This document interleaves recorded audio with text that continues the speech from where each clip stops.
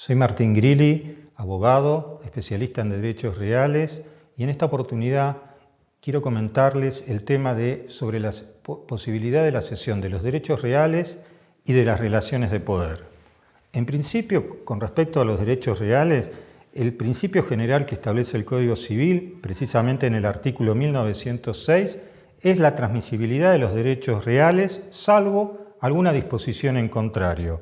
Es decir, que en el resto del articulado del Código Civil existen casos en que determinados derechos reales se establece que no pueden ser transmisibles. Es el caso, por ejemplo, del usufructo, que no puede ser transmitido por muerte. Eso está perfectamente planteado en el artículo 2142 del Código Civil. Y tiene eso también una razón de ser. Precisamente lo que se pretende, como el usufructo de alguna manera representa una desmembración del derecho de dominio, se trata que los derechos reales no estén desmembrados de manera eterna. De ahí la limitación. También existen limitaciones con respecto al derecho de habitación. Es un derecho real y que establece el mismo Código Civil que el beneficiario de ese derecho de habitación no solamente no puede constituir otros derechos reales sobre ese mismo, sino tampoco ni siquiera puede constituir derechos personales. Pero vuelvo a repetir, el principio general es de la libre transmisibilidad de los derechos reales. Por el acto jurídico de que se trate, uno de esos actos es posible, no es solamente la compraventa o la donación, sino también la cesión. Obviamente, tratándose de derechos reales vinculados a inmuebles, esa cesión, en cumplimiento de lo que dispone el artículo 1017 del Código Civil, debe hacerse mediante la forma pública. ¿Y qué pasa con las relaciones de poder?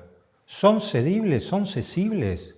Bueno, en principio uno en la práctica ve o ha visto numerosas veces o ha escuchado hablar, por ejemplo, de los contratos de cesión de derechos y acciones posesorios. Pero en realidad las relaciones de poder, es decir, la posesión o la tenencia, no son cedibles, pero no son cedibles porque son únicas e individuales. La posesión que yo puedo ejercer sobre un objeto determinado es solamente mía. Yo no puedo transferir eso. Yo sí puedo franquearle a otro el acceso a esa posesión, pero no le puedo transmitir la mía. El otro no la puede continuar. Cada posesión es individual. También suma a confundir muchas veces en la práctica que, de acuerdo al artículo 1901 del Código Civil, es posible la unión de las posesiones, siempre y cuando, obviamente, entre ambos medie un acto jurídico válido y que sean básicamente inmediatamente anterior. Pero eso no significa que me están transmitiendo la posesión anterior, sino que yo, en determinados casos, puedo aprovechar esa misma posesión.